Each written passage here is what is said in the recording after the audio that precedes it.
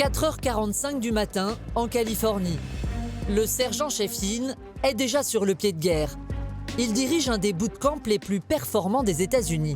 Un bootcamp, c'est un camp de redressement, encadré par des militaires de carrière. Le sergent et son équipe vont devoir remettre sur le droit chemin 133 jeunes. Ce matin, c'est ce qu'on appelle l'attaque de requin.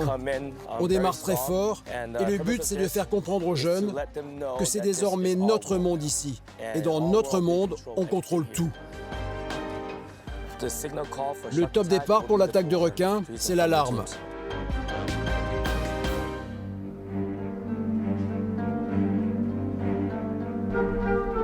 Dans le dortoir, les nouvelles recrues sont arrivées hier soir. Elles dorment encore. C'est leur premier réveil et il va être brutal.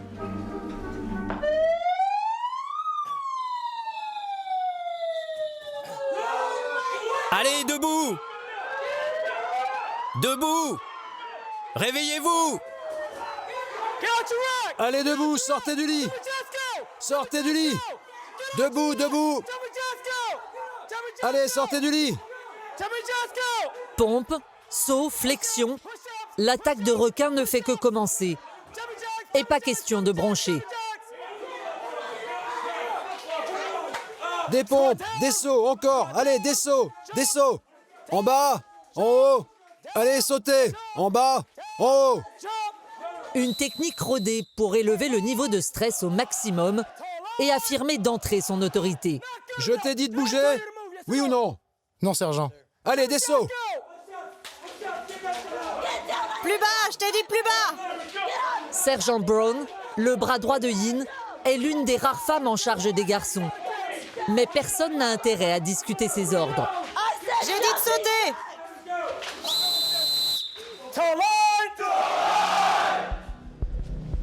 Avec 19 bootcamps à son actif, le sergent Yin évalue très vite ses nouvelles recrues.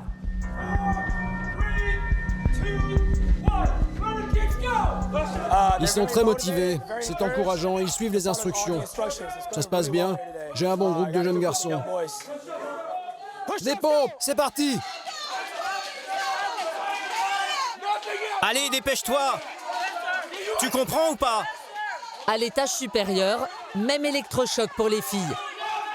Elles représentent un quart des effectifs et elles sont toujours séparées des garçons. Au garde à vous! Non, ce n'est pas assez rapide!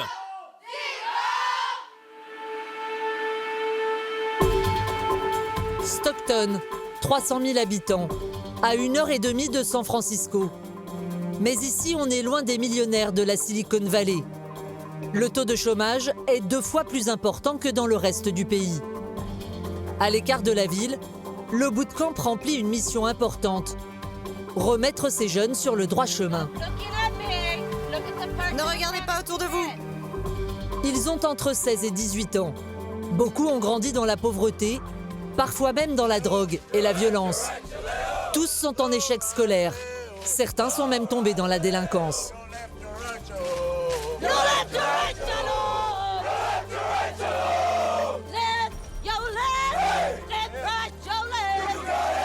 Volontaires, ils ont choisi de vivre coupés du monde pendant 5 mois et demi, loin des tentations de leur passé. Leur objectif, reprendre leur scolarité et s'offrir un avenir. Un programme gratuit, financé par l'armée. Une institution aux États-Unis depuis 25 ans. Pour Cheyenne, ce bootcamp est la tentative de la dernière chance. Vol de voiture, délit de fuite, son casier judiciaire est déjà chargé. Mon casier ne sera pas effacé si je ne termine pas le bootcamp. Donc c'est principalement pour ça que je suis ici et aussi pour mon bac. Tu joues gros? Ouais, très gros. Marisol a 17 ans. Abandonnée à la naissance, la vie ne lui a fait aucun cadeau. J'ai grandi dans une famille adoptive maltraitante. Je me suis fait virer. Je me suis retrouvée dans un foyer et je ne savais pas que j'étais enceinte. Mais j'ai ma fille maintenant et je galère. Je suis encore en famille d'accueil et j'essaye d'améliorer ma vie pour elle.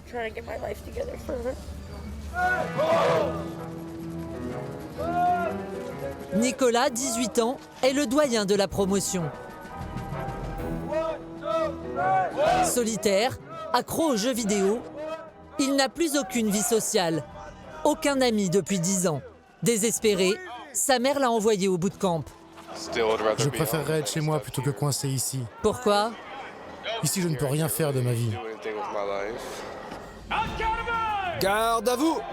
Ces jeunes sont sous les ordres d'une vingtaine de sergents de l'armée. Ils vont vivre une expérience qui va marquer leur vie. Vous portez désormais un uniforme et nous partageons le même drapeau. À leur tête, le chef Yin, un ancien de l'Irak et de l'Afghanistan. Vous comprenez? Et vous êtes en train d'échouer! Et son bras droit, le sergent Brown, qui tient ces adolescents rebelles d'une main de fer. Dépêche-toi! Je t'ai dit de sauter! Pendant 5 mois et demi, ces jeunes vont souffrir dans l'espoir de vivre une nouvelle vie.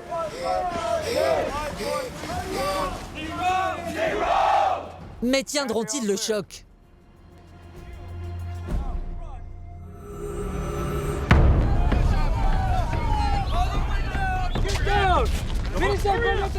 Au bootcamp, l'opération attaque de requins continue. Je t'ai dit accroupi! Accroupi jusqu'en bas, tu peux le faire! Je t'ai dit accroupi! Nicolas est déjà à bout de force. Je ne sens plus mes genoux. Marisol doit puiser dans ses dernières ressources et Cheyenne se fait reprendre à l'ordre. Allez, débrouille-toi. Tu comprends? Allez, tu dois être à 120% maintenant. Tu comprends? 120%. Au bout d'une heure, le sergent leur donne un aperçu du programme. Garde à vous! Votre mission pendant ce camp est d'accomplir un changement dans votre vie. Mais pour l'atteindre, vous allez devoir suer. Vous allez devoir travailler. Vous allez devoir surmonter ce défi aujourd'hui. Vous aurez des instructions, vous les suivrez. Sinon, mon équipe vous punira. Vous comprenez? Vous êtes prêts pour ça? Vous êtes prêts pour ça?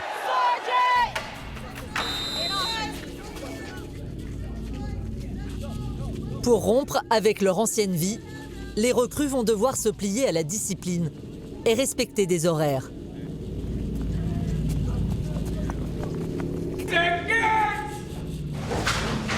Retour dans le dortoir.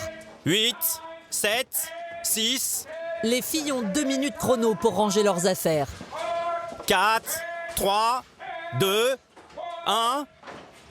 Au garde à vous!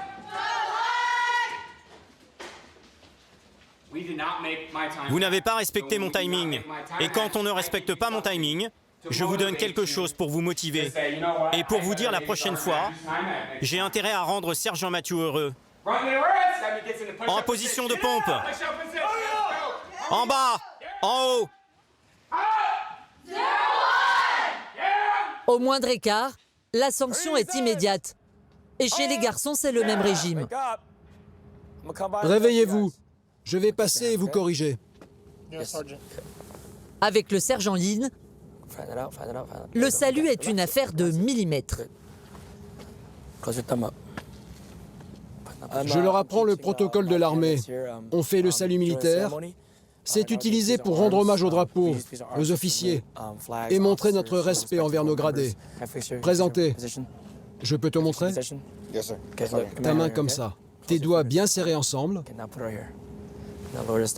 T'as compris? Ok. Chez les filles, on apprend à respecter l'ordre, même à la sortie de la douche. Non, non, revenez. Vous devez dire votre numéro haut et fort. Je vous entends pas. Allez.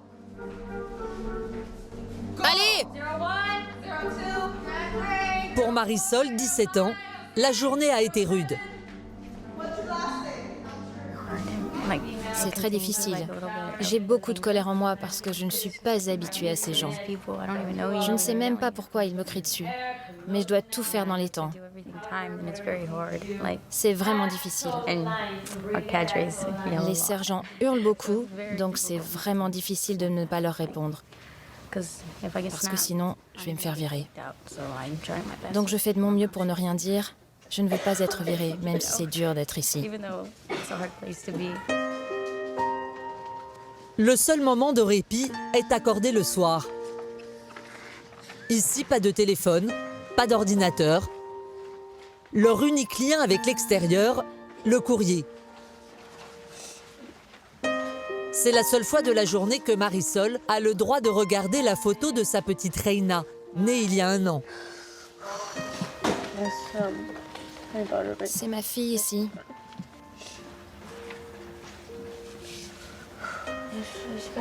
C'est très difficile parce que je n'ai pas l'habitude de ne pas voir ma fille.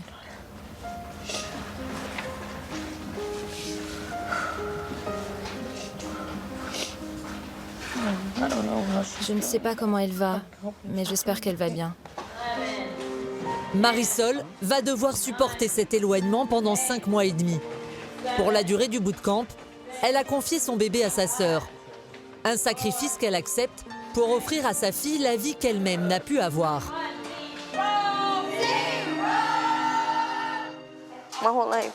Toute ma vie, j'ai été tirée vers le bas. Ma mère adoptive était très méchante. Elle était très dure avec nous. Elle ne voulait pas vraiment de nous, juste l'argent de la garde. Donc on se faisait souvent battre, très souvent. On n'a jamais rien dit parce qu'on savait que ce serait encore pire. Donc j'essaye juste de me reprendre en main parce que je ne veux pas me planter. Qu'on me retire ma fille et qu'elle se retrouve à ma place.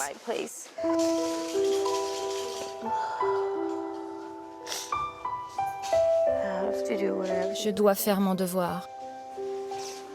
Parce que sinon, je ne sais pas où je vais finir.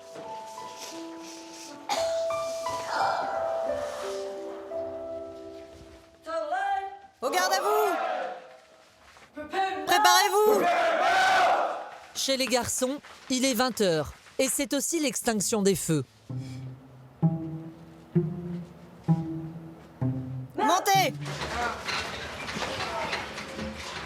Vos talons sont collés. Vos pieds à 45 degrés. Votre tête est sur votre oreiller. Vos bras sont le long de votre corps. Vos poings sont fermés. Vous regardez le plafond ou le lit au-dessus de vous. Vous ne bougez pas.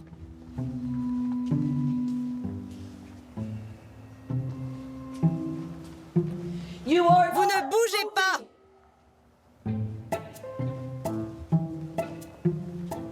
Mais rien n'échappe à l'œil du sergent Brown.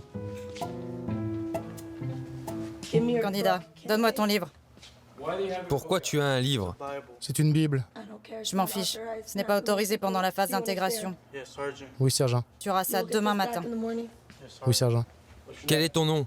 Wamo. Romo Sergent. Wamo, sergent. Demain, quand vous vous réveillerez, ce sera une nouvelle journée. Ce qui s'est passé aujourd'hui, c'est derrière vous. Couchez-vous.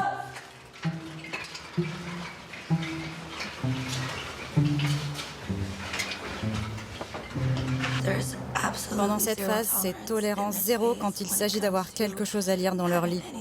Et cela inclut des livres spirituels.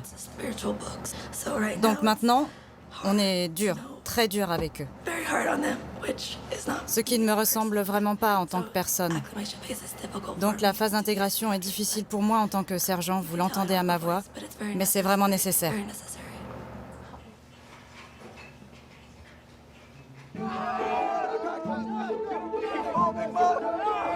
Allez, c'est parti. Quelques jours plus tard, l'ambiance est un peu plus détendue. Le but de cette nouvelle épreuve, apprendre l'esprit d'équipe. 1m88, 140 kg. Pour Nicolas, franchir ce mur de 3 mètres est un véritable défi. Dans sa vie quotidienne, Ce jeune homme vit reclus et ne fait jamais appel à personne. Mais ici, c'est grâce aux autres qu'il parvient à se dépasser.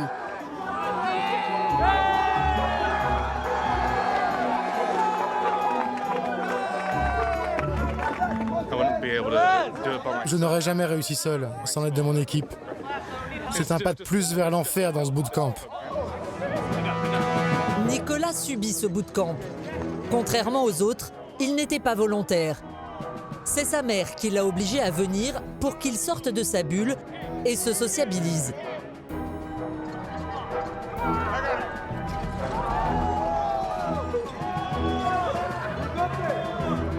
Ça là, ça fait peur. Ah, ça a l'air fun. Ça va? Je ne sens plus mes bras. Tu sens tes jambes au moins? Ça me fait un mal de chien. Eh, t'as pas le choix. Le sergent Yin le tient à l'œil. Car si Nicolas fait un effort aujourd'hui, il n'a qu'une seule idée en tête, quitter le bootcamp. Ça va? Je veux tout faire pour rentrer chez ma mère. Je ne suis pas sûr de vouloir aller au bout. Moi, je sais que tu veux aller au bout. On a toute une équipe derrière toi pour te pousser, jusqu'au bout. Tu as quelque chose à rajouter? Non, sergent. Tu n'as jamais rien à dire. Allez, ok, tu peux disposer. Allez, dépêchez-vous! Nicolas est devenu la préoccupation principale du sergent. Ce n'est pas la première fois qu'il exprime son envie d'abandonner.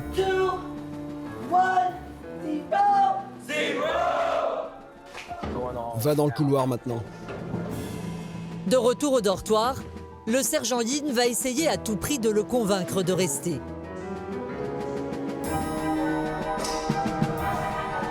Assieds-toi. Pose ta gourde.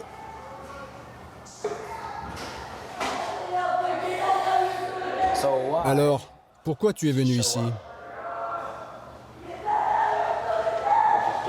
Je fais juste ce que veut ma mère, sergent. Tu veux la rendre fière?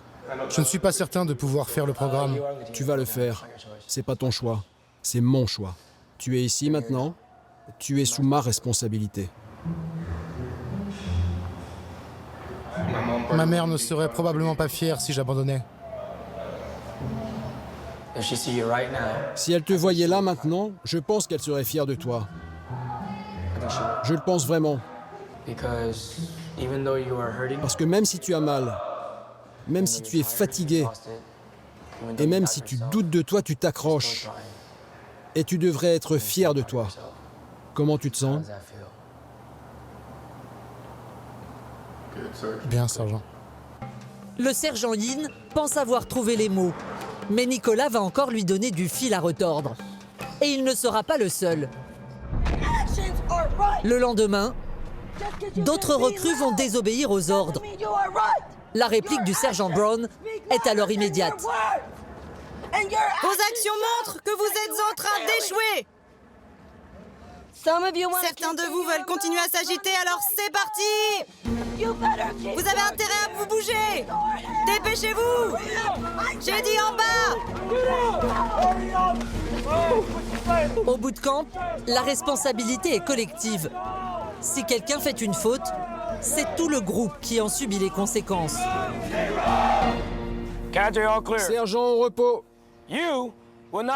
Vous ne dirigerez pas mon académie. Là, maintenant, vous avez une cible sur la poitrine, car vous échouez à atteindre mes objectifs. Ça peut continuer jour et nuit, jusqu'à ce que votre comportement soit correct. Et quand je dis vous, j'inclus tout le monde. Debout. 5, 4, 3, 2, 1. Donc, vous allez commencer à payer vos dettes. J'obtiendrai ce que je veux et vous aurez ce qu'il vous faut. Vous comprenez?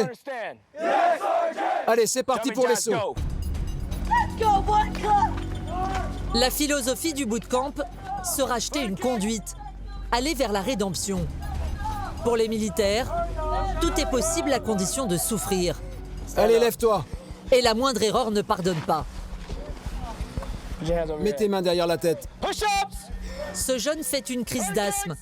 Il est au bord de l'asphyxie. Le sergent Yin connaît sa maladie. Mais l'adolescent a oublié son inhalateur pour la 3e fois. Où est ton inhalateur? Dans le baraquement. Et c'est la faute à qui? Combien de fois je t'ai dit de le prendre? Va le chercher! Go!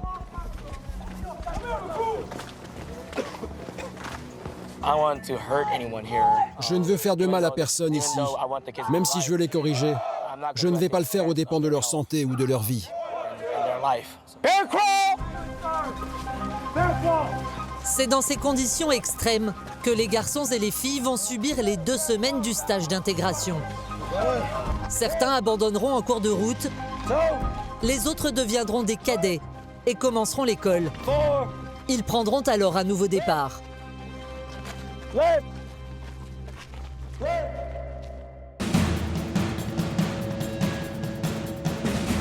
7, 6, 5, 4, 3, 2, 1.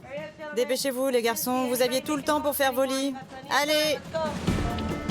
Au bout de 2 semaines, c'est le grand jour au bootcamp de Stockton. Fini le survêtement gris, les recrues ont le droit de porter l'uniforme. Ils sont désormais des cadets. Seuls 2 jeunes sur les 133 ont craqué et quitté la base au bout de 6 jours. Nicolas traîne des pieds, mais il est toujours là. Chez les filles, Marisol s'est accrochée elle aussi. Et en tant que cadet, elle a gagné un petit privilège. J'ai ma fille ici.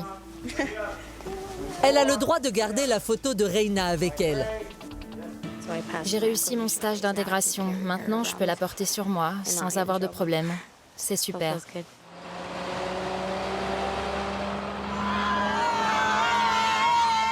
En route pour la cérémonie des cadets, les filles retrouvent un peu de liberté. Privées de musique depuis 15 jours, elles peuvent enfin s'éclater. Et les sergents ne sont pas les derniers à mettre l'ambiance. Les filles, vous êtes la radio, faites du bruit.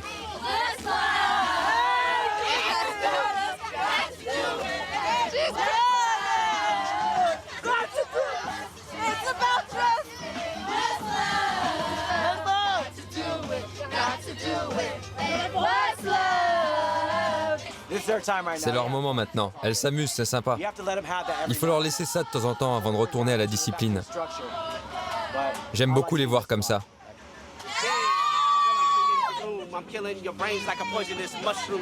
Le sergent Montiel en profite pour leur faire découvrir ses talents cachés.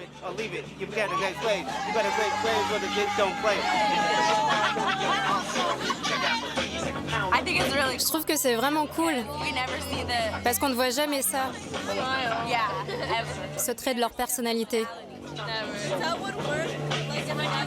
On leur montre un côté plus doux. Elles l'ont mérité. Elles ne sont plus élèves, elles sont maintenant des cadets. La cérémonie des cadets est une étape importante dans la reconstruction de ces jeunes qui jusque-là avaient tout raté dans leur vie.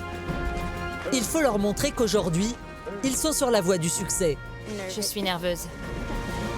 Et pour marquer l'événement, c'est sur un porte-avions de la Seconde Guerre mondiale qu'ils vont être honorés. C'est la patronne du bootcamp, la Major Hudson, qui va les féliciter en personne. Garde à vous!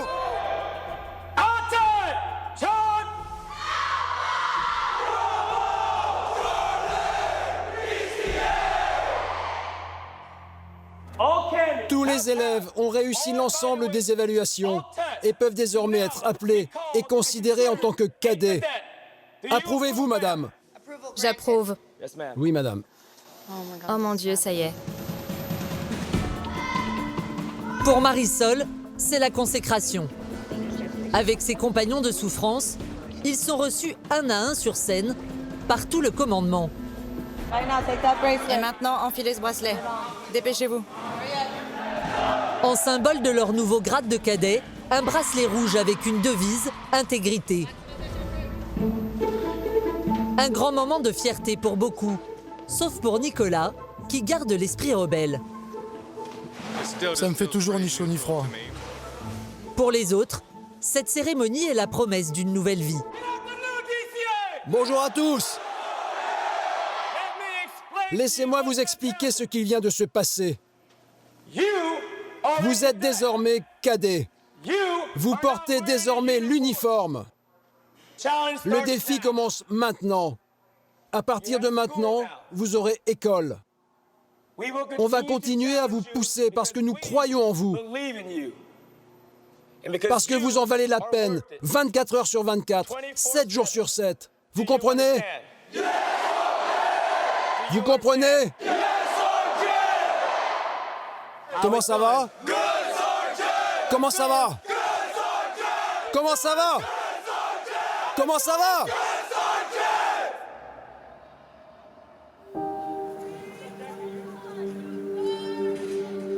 De retour à la base, les cadets ne sont pas au bout de leurs émotions. Ce soir, ils ont le droit à un coup de fil de 5 minutes avec leur famille. C'est la première fois depuis leur arrivée il y a 2 semaines. Et pour Marisol, les militaires ont réservé une surprise à la maman. Avec la complicité de sa sœur, ils ont fait venir sa petite Reina.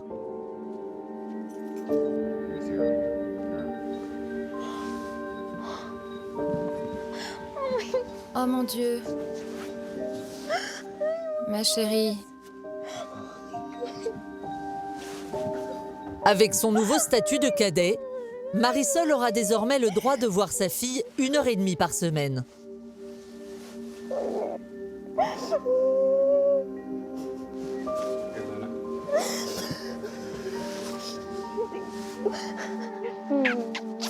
She's like, thank you. How's that, girl? You miss mommy? Maman t'a manqué? You kissed? Okay, go ahead. Maman a eu ça pour toi. Je l'ai obtenu grâce à toi. Ce bracelet signifie beaucoup pour moi. Grâce à ce bracelet, je porte cet uniforme. Et grâce à cet uniforme, je peux être appelée un cadet. Je veux être un exemple. Je veux devenir quelqu'un dans la vie. Être maman, c'est tout pour moi. Beaucoup m'ont dit, t'es tombée enceinte à 16 ans. Qu'est-ce que t'as foutu? C'est triste. Oui, c'est vrai, je n'aurais pas dû. Mais je n'ai pas de regrets. Grâce à elle, je suis ici maintenant. Et grâce à elle, j'essaie de m'améliorer. Si Marisol est venue au bootcamp, c'est aussi pour rattraper son retard à l'école. Sans bac, difficile de décrocher un boulot et de prendre soin de sa petite Reina. Mais arrivera-t-elle à rattraper son retard?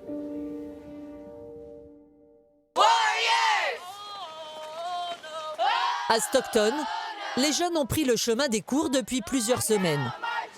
L'école est située au sein même du bootcamp. Cheyenne est une délinquante qui compte plusieurs vols de voitures et délits de fuite à son actif. La juge lui a promis d'abandonner les poursuites si elle termine le bootcamp. Mon casier judiciaire ne sera pas effacé si je ne termine pas le bootcamp. Donc c'est principalement pour ça que je suis ici et aussi pour mon bac. Tu joues gros? Ouais, très gros. L'avenir de Cheyenne est en jeu et pour l'heure, il est mal engagé. Reléguée à l'arrière du groupe, elle doit enchaîner des séries de pompes et de mountain jack. Qu'est-ce qui se passe, Cheyenne? Je me fais punir. Si elle est sanctionnée, c'est parce qu'elle a transgressé une règle. Elle a été surprise un soir dans les douches, en train d'embrasser la fille située à sa droite. Et ici, quand on enfreint le règlement, c'est retour à la case départ.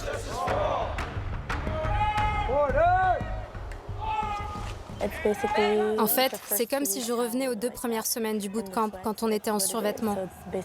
Et les sergents décident combien de jours on doit subir ce statut. Cheyenne n'a plus le droit de porter l'uniforme.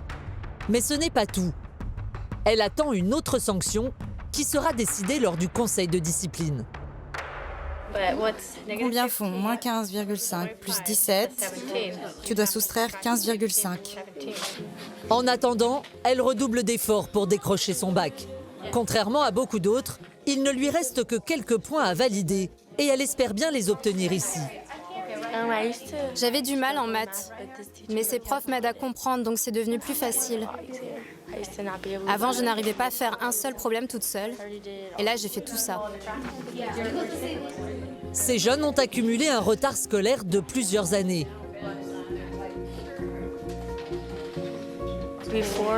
Avant, je m'en fichais. J'allais d'école en école. Je n'avais jamais l'impression d'être intégrée, donc je n'allais pas en cours. Parfois, je faisais mes devoirs, mais je ne les rendais pas parce que j'étais trop fainéante. Je n'avais aucune motivation à aller en cours, mais ici, on est obligé d'y aller. Donc ça m'aide beaucoup. De la page 73 à la page 74. Ici, pas de distraction ni de téléphone. Ces jeunes, auparavant indisciplinés, se tiennent désormais à carreau. Et pour cause. Les sergents ne sont jamais bien loin et ils ont l'œil.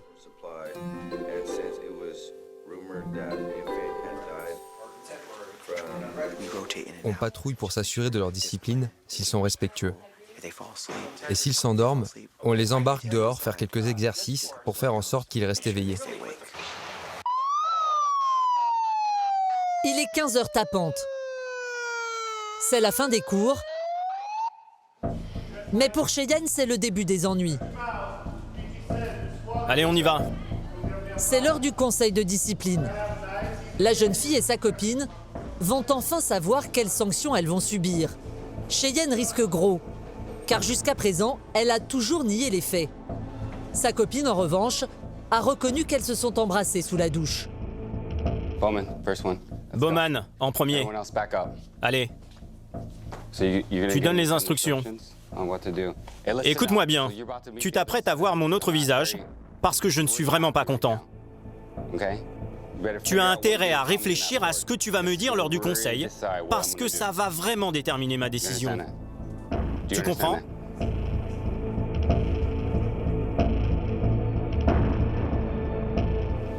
Comment tu te sens ? Je suis nerveuse. Je pense que cette fois, ça sent mauvais. Cheyenne a compris le message du sergent. Elle va rapidement passer aux aveux.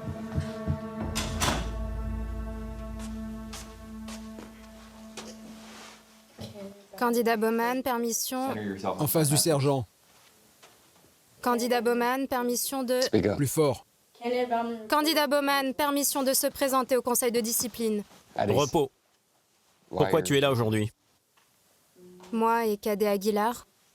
Et alors, dis-moi. Ce qui s'est passé dans les douches. Et que s'est-il passé? On s'est embrassés dans les douches. Comment ça a commencé? Moi et Aguilar, on était très proches. Comme des meilleurs amis. Et on a commencé à parler de nos passés. On s'est rendu compte qu'on avait vécu des expériences similaires. Et c'est juste arrivé comme ça.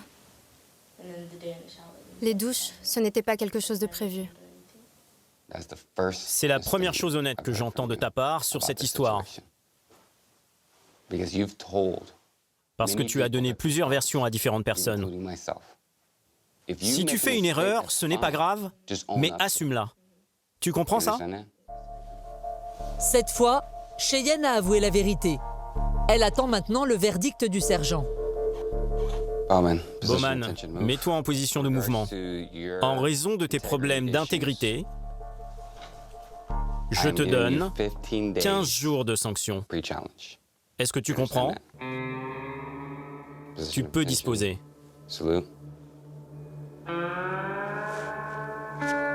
Cheyenne va devoir endurer 15 jours de brimade et des preuves physiques supplémentaires.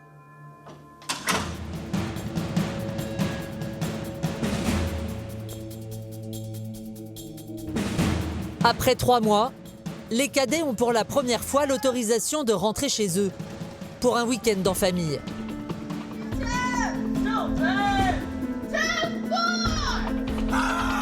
Avant de partir, Sergent Brown n'oublie pas de donner un dernier avertissement à son groupe, les Titans. Vous avez devant vous des personnes fières de vous et d'autres là-bas qui vous attendent, prêtes à vous ramener à la maison Donc en chemin, je veux que vous soyez fiers de là d'où vous venez, fiers de ce que vous avez accompli et fiers de là où vous allez. Parce que vous avez un futur brillant devant vous. Mais il ne tient qu'à vous de rester sur le droit chemin. Et cela commence par chanter haut et fort. Vous comprenez? Vous comprenez? Parce que nous sommes qui?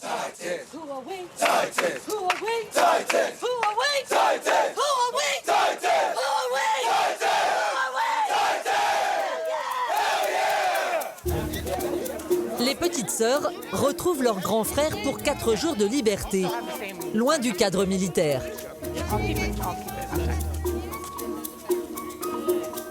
Nicolas, lui, a vidé son casier et il a bien l'intention d'en profiter pour se faire la belle. Je n'ai pas changé d'idée depuis le début. Je veux partir de cet endroit et ne pas revenir. Pourquoi pas? Il n'y a rien à faire ici. Être ici, c'est juste une perte de temps. Ça ne me fait pas progresser dans la vie. Et comment va réagir ta mère? Je m'en fiche de sa réaction. C'est ma vie et j'essaie d'avancer au lieu de rester coincé ici. Mais face à sa mère, Nicolas ne va pas tenir tout à fait le même discours. Comment tu vas? T'es prêt? Il me faut le reste de mes affaires. Tu ne prends pas le reste de tes affaires. J'en ai besoin. Non. On revient ici, donc tu les auras à ton retour. Je ne reviens pas. Si, tu reviens. C'est la dernière fois qu'on en parle. Je n'ai pas le choix. Non, tu n'en as pas. Tu reviens lundi, un point c'est tout. Tu es arrivé bien trop loin pour faire demi-tour maintenant.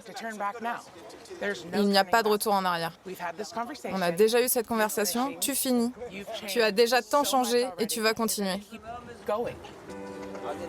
Et les mauvaises surprises ne font que commencer pour Nicolas. Il espérait retrouver sa chambre et ses jeux vidéo, mais sa mère Sarah lui a réservé un week-end au grand air. Loin des écrans, à Santa Cruz, sur la côte californienne.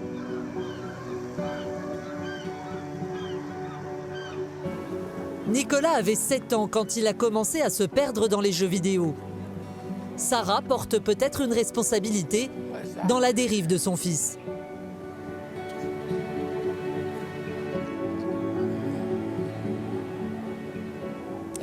J'ai bu pendant 8 ans. Je suis sobre depuis 4 ans et demi. Comment était votre relation avec Nicolas à l'époque? Distante. Inexistante. Je lui disais de me rapporter des bières. Je restais dans la chambre, je regardais la télévision, toute seule. Et lui, tout ce qu'il faisait, c'était jouer aux jeux vidéo. C'est ce que j'avais pour surmonter ce que tu faisais. Ma manière de m'isoler de tout ça. J'ai encore plus sombré dans le monde des jeux vidéo, juste pour échapper à tout ça. Jouer aux jeux, c'est comme si j'avais une autre vie, loin de la vie réelle, et j'y trouvais quelque chose de bien. Et j'ai encore besoin de le faire de temps en temps.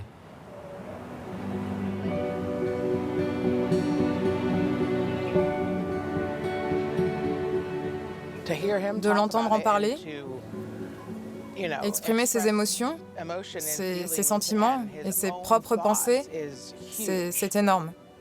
Énorme. Honnêtement, il ne l'aurait pas fait il y a 3 mois.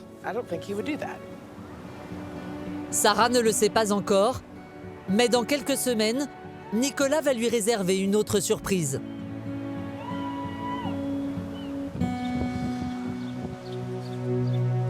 Cheyenne a pu rentrer à la maison, elle aussi.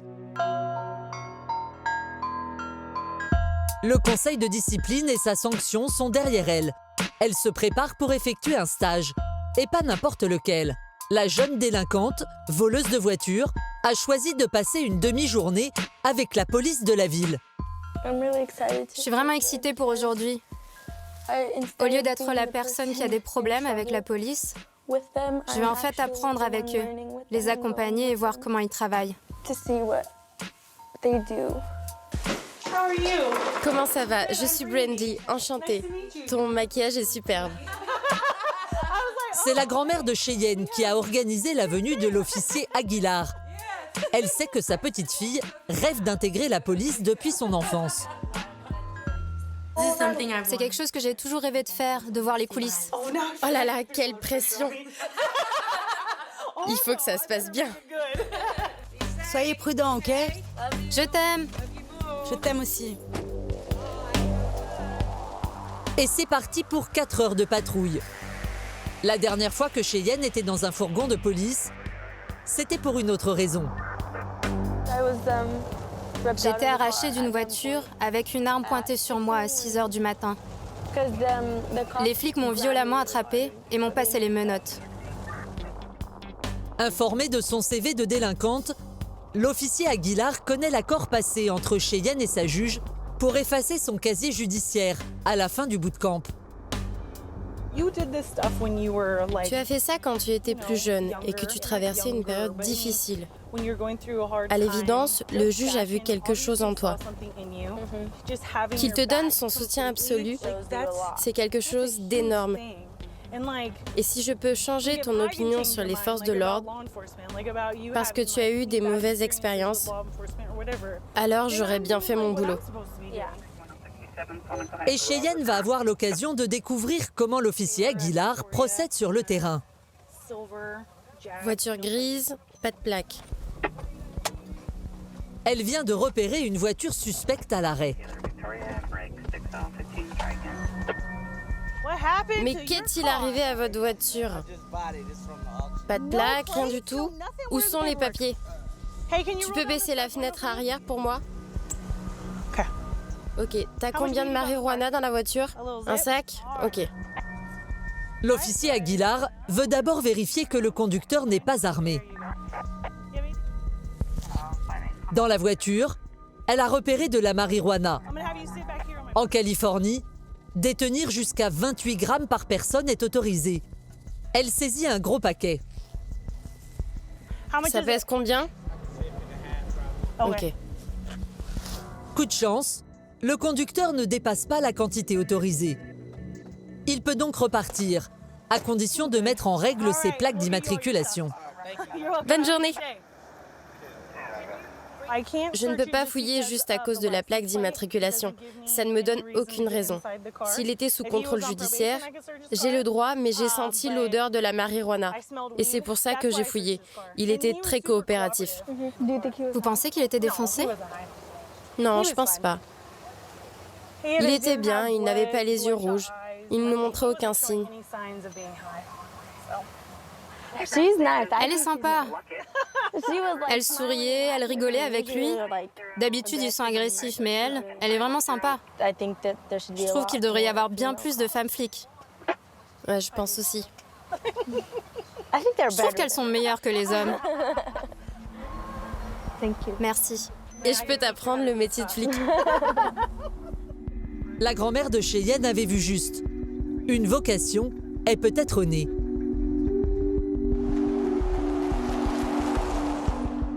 Elle va faire de grandes choses. Je le sens.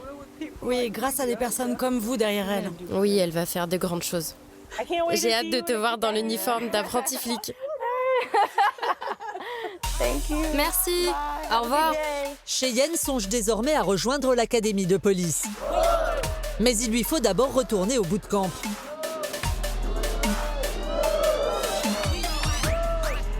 Après 3 mois et demi, l'atmosphère a bien changé. Lors de la séance quotidienne de sport, la musique est même autorisée. Tout le monde, demi-tour, marchez. Et surtout, ce sont désormais les cadets qui prennent les commandes du groupe à tour de rôle, sous la vigilance du sergent Brown. On prend un peu de recul. Et là, c'est organisé par les cadets. Donc le responsable donne les ordres, contrôle le timing, car quand ils auront fini, il n'y aura plus de sergent sur leur dos. Exercice. Plus d'autonomie, plus de liberté, mais même dans la dernière ligne droite, tout se mérite. Avant de pouvoir jouer au volleyball, Les filles doivent d'abord remettre le terrain en état. Marisol ne rechigne pas devant l'effort. Avant, honnêtement, je n'aurais pas fait ça. J'aurais dit n'importe quoi, tu nettoies toi-même. Mais ils vous enseignent le travail d'équipe et la responsabilité.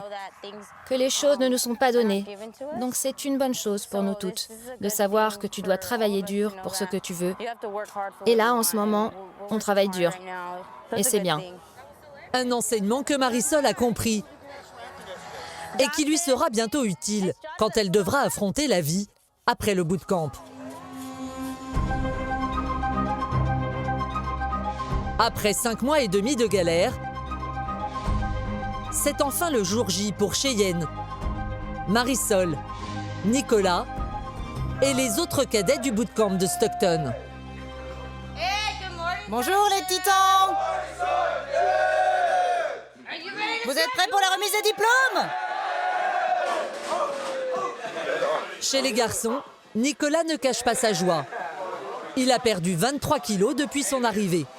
On peut dire que c'est une véritable libération. Tu sais où nous trouver. Je suis fière de toi.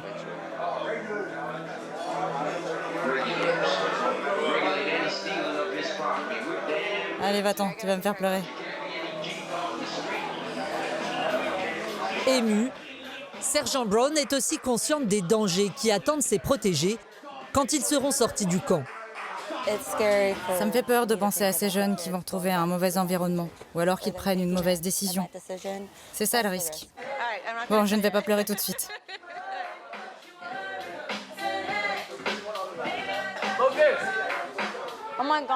T'es prête? Où est ton sac? Ce départ est un retour à la réalité pour Marisol. Ce bootcamp était un refuge pour elle, après avoir grandi de foyer en famille d'accueil. Où est-ce que tu vas vivre maintenant? Je ne sais pas. Je dois aller à l'école mardi. J'essaie de rejoindre un centre d'accueil pour qu'il m'aide à trouver mon propre logement. Donc j'essaie encore de trouver une solution. Sur le point d'effacer son casier judiciaire, Cheyenne réalise le chemin parcouru. Je me souviens du premier jour, je voulais tellement partir. Mais si j'étais partie, je n'aurais pas pu accomplir tout ce que j'ai accompli jusqu'à maintenant. Donc ça valait le coup de rester. Face à la sortie de secours. C'est le dernier ordre qu'elles doivent exécuter. Les filles ne reviendront plus jamais dans ce dortoir. Je suis nerveuse, prête à retrouver le monde réel.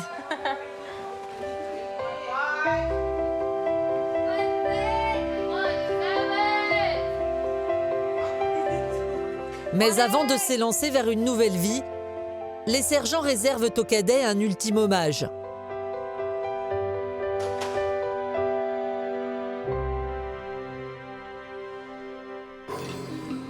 C'est à Stockton, dans le grand théâtre du centre-ville, qu'a lieu la cérémonie de remise des diplômes du bootcamp. Les familles et les proches sont dans la salle. Pour les cadets, l'attention est à son comble. Oh mon Dieu! Tous attendent le top départ. Il sera donné dans quelques secondes. Et c'est Nicolas qui fait office de chef d'orchestre. Je dois jouer un morceau pour l'entrée des cadets. Et comment tu te sens? Je ne pourrais pas être plus nerveux. S'il vous plaît, levez-vous et faites une ovation à la nouvelle promotion du bootcamp. À la tête du 1er régiment les Warriors, le sergent-chef Matthews. À la tête du 2e régiment, les Vikings, le sergent-chef Arden.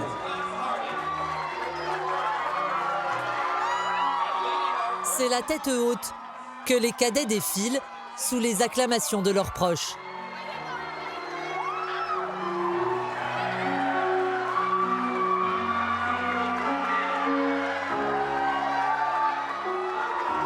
Les cadets sont accompagnés de leurs sergents qui ont travaillé jour et nuit ces 5 derniers mois et demi pour encadrer ces jeunes hommes et femmes devant vous. Faites-leur une ovation. Nicolas, l'introverti, fait pleurer toute la salle.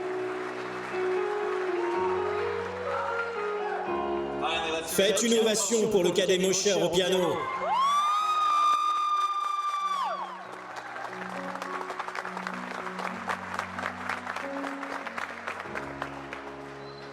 Dans le regard des cadets, la fierté d'avoir enfin accompli quelque chose dans leur vie.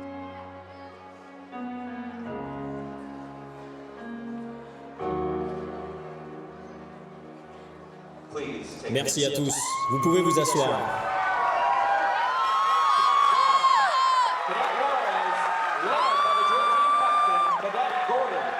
Le moment est venu de remettre les diplômes, le seul que la plupart d'entre eux n'ont jamais reçu. 85% des jeunes ont fini le bootcamp, l'un des meilleurs taux de réussite du pays. Avec 14 de moyenne, Marisol va bientôt obtenir son bac et rêve de devenir infirmière. Nicolas n'est pas rancunier envers le sergent Yin, qui l'a pourtant obligé à repousser ses limites.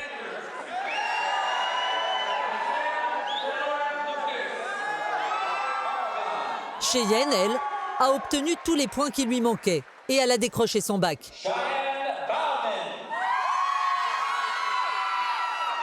Elle devrait poursuivre ses études à l'université.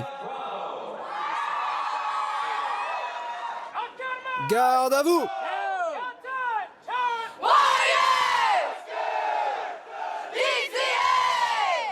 Passez une belle journée. Soyez formidables, épanouis. Vous comprenez? Vous êtes désormais diplômés. Vous êtes libres. Aux États-Unis, sur l'ensemble du pays, près de 80% des jeunes qui sortent de ces programmes décrochent le bac et obtiennent un travail. 3 mois et demi après le bootcamp, Nicolas a replongé dans les jeux vidéo. Il vit à nouveau dans sa chambre, à l'écart du monde réel. Cheyenne n'a pas repris les cours à l'université. Elle a renoué avec son passé de délinquante. Elle est actuellement recherchée par la police. Marisol a retrouvé sa fille, mais pas de logement. Elle vit d'hôtel en hôtel. Elle s'accroche. Elle est sur le point d'obtenir son bac et de s'inscrire dans une école d'infirmière.